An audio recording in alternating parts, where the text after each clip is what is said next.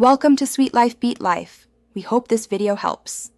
You already have admin rights and working internet. Now open your VPN client or Windows settings. First, sign in with your account and confirm any 2FA prompt.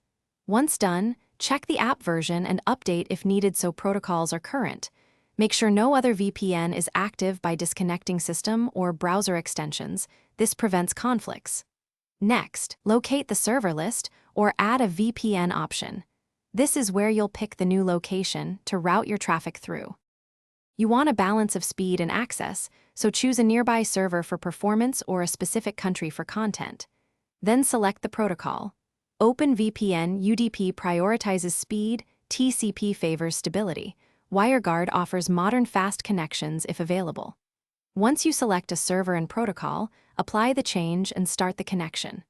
While it connects, watch the client status and any logs for errors. If using Windows built-in VPN, input server address and credentials, then hit connect and observe the authentication flow.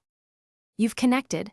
Now verify by checking your public IP and location to confirm traffic routes through the chosen server. Make sure apps that must use the VPN are configured or use split tunneling as required.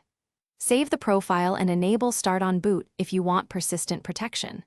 If something goes wrong, first disconnect and reconnect, then try a different protocol or server. As a key troubleshooting tip, restart the VPN client or Windows network service. This often clears routing conflicts and resolves authentication hiccups. Thanks for watching. Consider subscribing if we helped you.